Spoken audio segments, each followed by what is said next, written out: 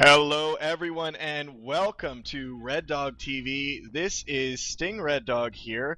I have another treat for you today with another team interview. Finally, I was able to corner and lock down Godar for a team interview. We were actually supposed to do this a while ago. I was talking with Grissy. And we were supposed to do this a while ago. He was really busy.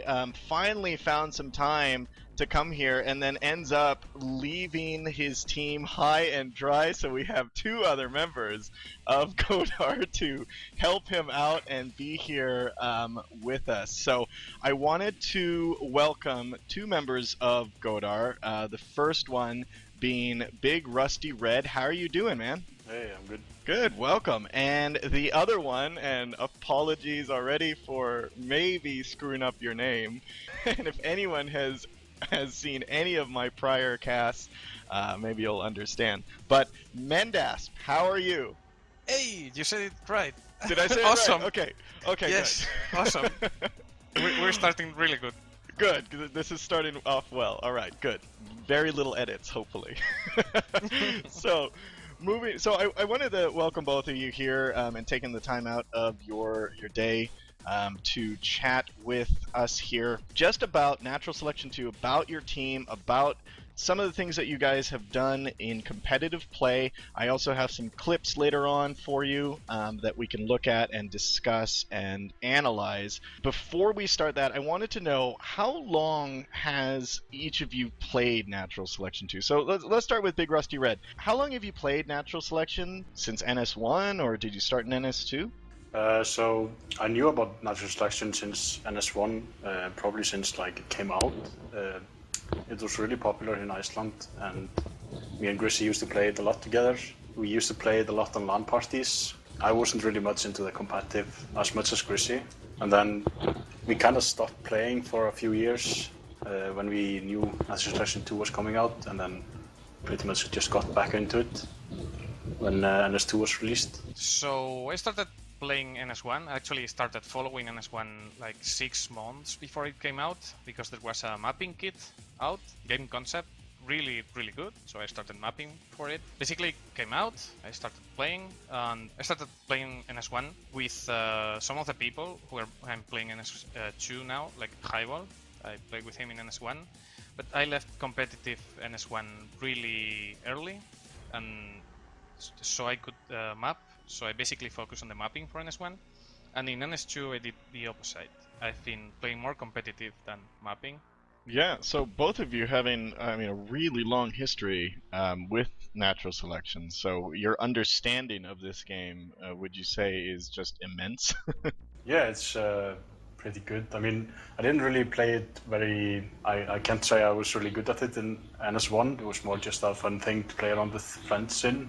But coming into NS2, then it has been a lot more competitive, obviously, since we're aiming to be one of the top teams. So it's a lot of looking into the source code of the game and learning every game mechanic as much as we can. I'm more focused on NS2 than I was in NS1. In NS1, understand everything, and in NS2, playing a lot more hours, been practicing more. How did Godar form? I'm probably more qualified to answer this, since Mentas was only recently joined. Godar used to be a clan in NS1, actually, which I was not a part of. It was Grissy and a few of his friends started Godar, and back then it used to be Icelandic only, and then they went on a hiatus for a few years, basically stopped playing, and then Chris and we worked together, and I've known him for many years, and we decided that when NS2 was coming out, we would form the team again. I mean, back in the day, was there any special joining criteria? I mean, did you put people through their paces and test them out, with your arms crossed as you watched from across the server, watching them do an obstacle course or something? Or was it just like, hey, yeah, do you play? Yeah, sure, come on. So, when we started in NS2 with Godar, then there wasn't really a criteria to join, other than that you had to be Icelandic. So it used to be only Icelandic only team, and when we started, the focus of the team was always to be absolutely the best. So the only thing you had to prove was that you wanted to play the game to be good at it, and even if you weren't the best at the time you joined, then we expected you to be like able to improve yourself and like work on the things you do wrong. But aside from that, there wasn't really any criteria. So is that how Mendasp joined? Yes, Well- I'm totally Icelandic. You can see my accent from Iceland. Yeah, he's definitely Icelandic in spirit. But on the way I got here is actually really strange, a bit interesting. I was in EOD, and before season 1 ended, we had to fold because we didn't have active players. And then I joined 2 clans in between. I had to leave, and me, Alcalde, and Highball were without the clan, and the Invitational was announced, and we were thinking, okay, the Invitational, it's a really big tournament. Let's try to get a clan only for the Invitational with the best players we can find. So I started talking with people like Valk and Greasy, which were already on Godar. Greasy kept saying that no, that he wanted to play with Godar. So after asking more and more people, and I was kind of losing hope. But one day Greasy comes and says, okay, can you 3 guys join Godar? And I was like, wait a minute, what the hell? And apparently what happened is that Godar, like, a few members of Godar went inactive, so they needed more players, and he actually was interested in what I was offering. So he said, okay, let's try it out. And we joined Godar, and that's basically how it all started. 3 Spanish and 3 Icelandic players playing most of the time. And this is what you get. One of the top teams in natural selection too. Who would have known? Yeah, like when we were doing this, I wasn't expecting us to like improve as fast as we did. We were getting really good results really fast. And I think Greasy really analyzes everything, and we watched lots of our games that we played together to analyze the problems, and that's something that Greasy likes to do that really made us improve really fast. I mean, that's perfect. That it leads into my next question of how has Godar improved over time. You know, what things you guys think specifically helped in your improvement? And you noted that you think, I mean, Grissy analyzing the games and analyzing past games that have been playing, other games that have been playing, and analyzing strategies, that has helped in your improvement? Yes, definitely. We actually watch them all together, so everyone chips in with what they think. Like, we open the stream and we do it's really simple with a countdown. Go 1, 2, 3, play, and then we all watch the game at the same time. If someone needs to stop, we stop. And say, for example, someone was badly positioned, or we were being too impatient, engaging, etc. Those kind of small details that can make all the difference in a game. We really went through the games to see mistakes in our tactics, mistakes from our players, etc. And we work on them and correct them. I pretty much agree with Mendas on this, how we improve.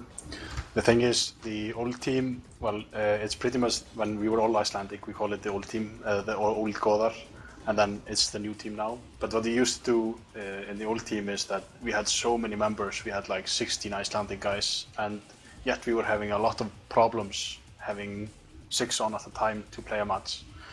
So we would always swap out members, and our team play wasn't like up to standards. So what I think helped us a lot is obviously recruiting outside of Iceland, and then what Mendes was saying, like, we analyze every match we play.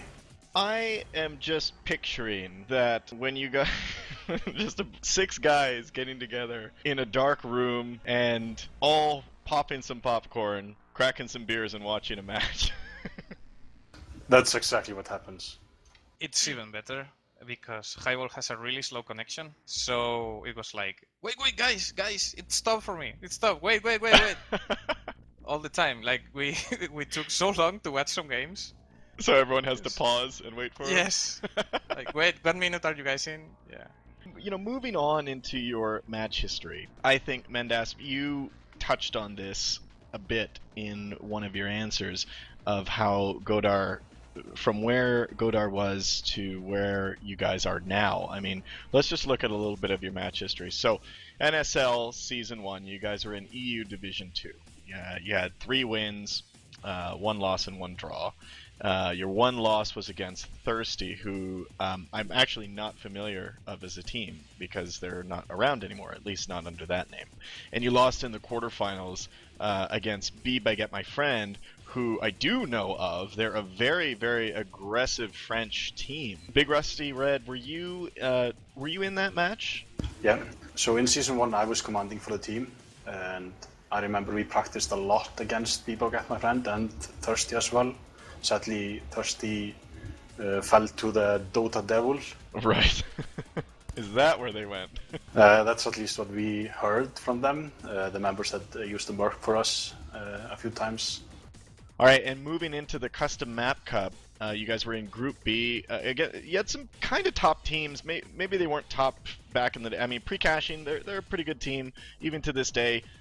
Maybe Vetus. I saw Vetus was in there. They're a lot better now than they were back then, but very strong finishing there. 5 wins, 1 draw, and your draw was against Precaching. And you won, actually, the finals in the Custom Map Cup in your division against Precaching 3-1. Moving on to the NSL Invitational Qualifiers, you were in Group C with another top team, Cocorico, and you guys stomped in the qualifiers. Undefeated, pretty amazing of just the games you displayed, and obviously that qualified you into the Invitational. So in stage 1 of the Invitational, you had 2 wins and 1 loss, that 1 loss being Archaea.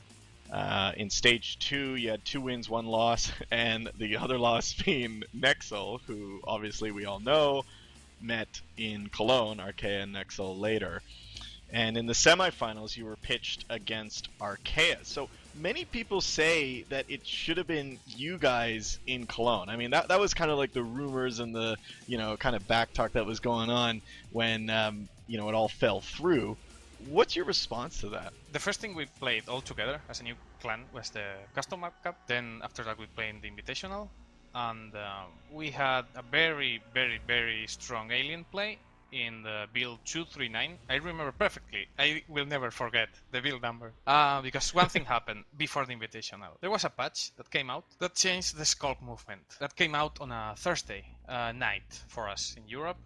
Not night, like 4 AM or something. Friday, we couldn't play with anyone. We were usually playing Archaea every day, but that day they had a schedule with HG. So we tried to find PCWs, practice matches, and we couldn't find anything. So the only thing we could do was practice in our own server. Basically, we enter into the tournament without proper practice in the patch. So that came out Thursday. We couldn't play Friday, and the tournament was Saturday. Basically, the day before the big tournament, this patch came out.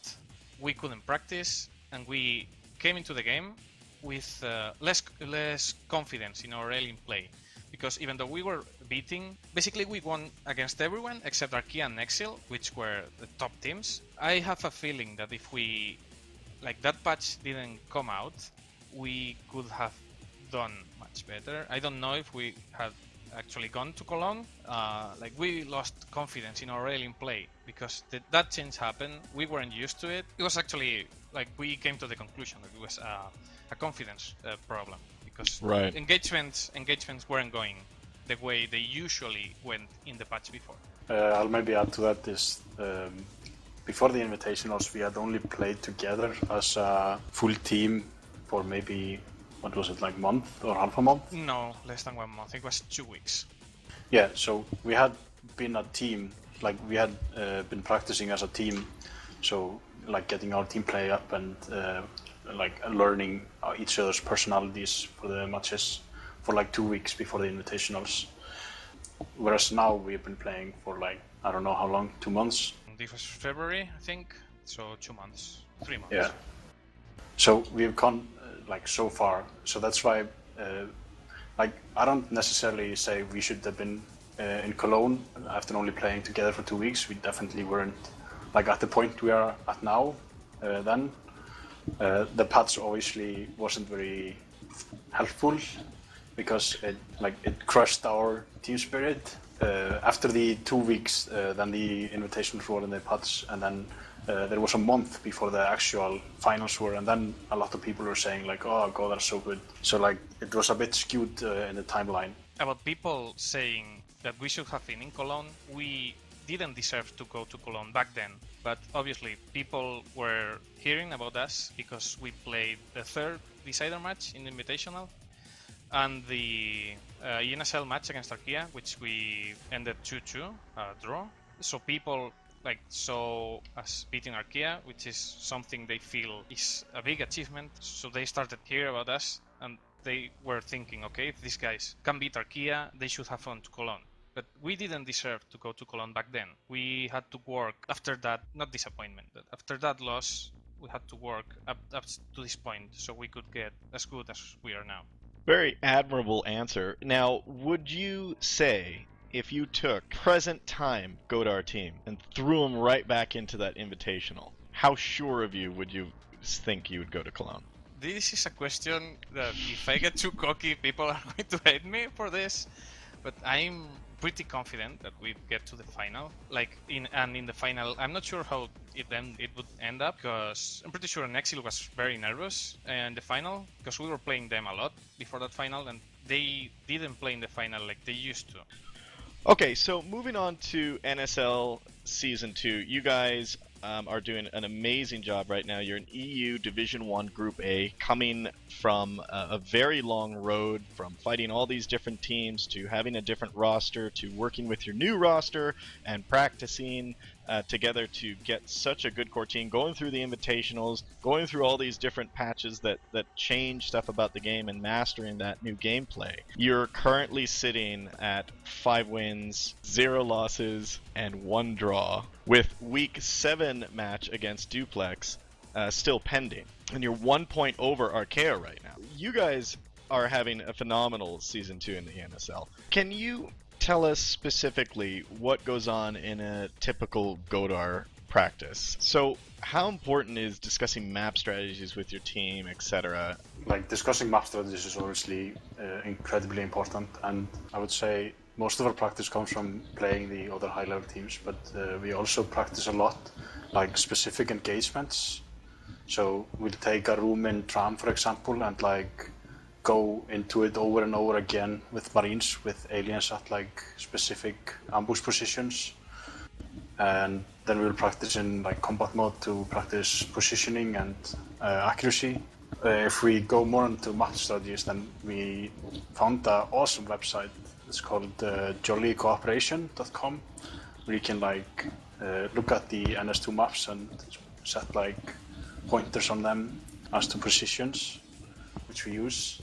And then we also have a Google document entire team has access to, and we type out after games, and everyone has a chance to type into what they think went wrong and what we need to improve, and then we will work on that. That's very cool. Actually, you're the first team that I've interviewed that actually goes that in-depth in picking apart their gameplay. So during a game, are there any disagreements with a certain call? And I'm talking during an official competitive game, not a scrim, not a PCW practice or anything. Does the comm have total control over the players on the field? What's that communication like, or the command and control like in a typical competitive Godar match? The commander usually decides everything. He calls all the shots. Field players can suggest things, and then the commander can say, okay, go with it, or not, or do what I'm saying. As aliens, it's a little different because everyone plays a little the commander role, and you see an opening, 4 guys somewhere. The base is undefended. We can base rush as a response. So things like that, you don't really need a commander for aliens. Do you guys have certain members, say on your Marine game, that is the, I've seen some teams have a field commander. Like there's the commander and then there's a field commander. We don't really have one. We do have members that can act like that, sort of, but we don't have a designated field commander. But basically it's what I said. Someone can suggest something if they notice an opening as Marines, but since the commander has to do everything, he has the final say. But for example, Greasy or Heracles, they're really, you could say they're field commanders. But Gotcha. So if you guys were going to give advice to a lower division team, what would be the 1 or 2 skills you would tell them to work on in order to improve? So for any new teams, then I would suggest just focusing on the absolute basics of the game. When we were in a lower division, we used to like not play with arc tanks, and we didn't place any phase gates. We would only go for like upgrades and 2-to-1 splits, and we didn't swap splits much. We tried to go for like dual pressure where we could. So I think, yeah, just focusing on the basics of the gameplay and like learning the game before you start doing fancy stuff. Because I see so many new teams trying to do way too much at a time, like starting phase gates and having an arc factory up somewhere on the map, and then never anything is accomplished. What really helped us after we joined was proper communication. This is really important in any team. You must give quick information to your teammates so you know everything that's going on in the game, but not to bother them. Like, do not give too much information, just what's absolutely needed for them to know what's going on in the game. I thought Big Rusty Red was gonna say to make a team improve was to recruit some Spaniards. Yeah, that too definitely helped. So, what advice would you give a commander who wants to get into the competitive scene? Because obviously it's a little bit different gameplay. Is there any advice that you'd kind of give to that guy? And in commander, I'm talking about that he's going to play the commander and also lead a team. So yeah, as a commander, and especially as a new commander, it can be really scary to like sit in a chair and then telling 5 other people what they should be doing and not doing. I think the most important thing is like just give the order and just keep talking. Even if you're giving the wrong orders, then at least you're doing something in the game, because everyone messes up. That's fine. Keep talking. And way too many commanders I see also apologizing a lot. Like, they'll send someone in and he dies, and then it's like, oh, I'm sorry, dude, it was my fault. But don't do that. Like, you're commanding, you will do mistakes, the players will do mistakes, it's fine. Just try to have fun with the game. So my last question in this series, so why is Mendas so popular?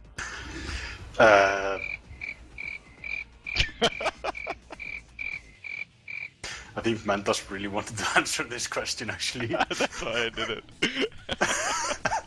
So Mentos has been a really big part of the community for a really long time, like doing the mapping, and he was a part of the beta team, I think, for a really long time as well. So he's really known in the community. Also, he did the NSL maps, which everyone loved, that like saved the competitive game pretty much by reducing the lag so much, removing so many lights. Also, I think this is a perfect moment. We prepared the question for you, REDDOG. So, why can't you pronounce Mentos' name? Nice. This is the question I was waiting for. I can pronounce his name. I mean, I've been doing it this entire interview. Yeah, but you've been having a hard time.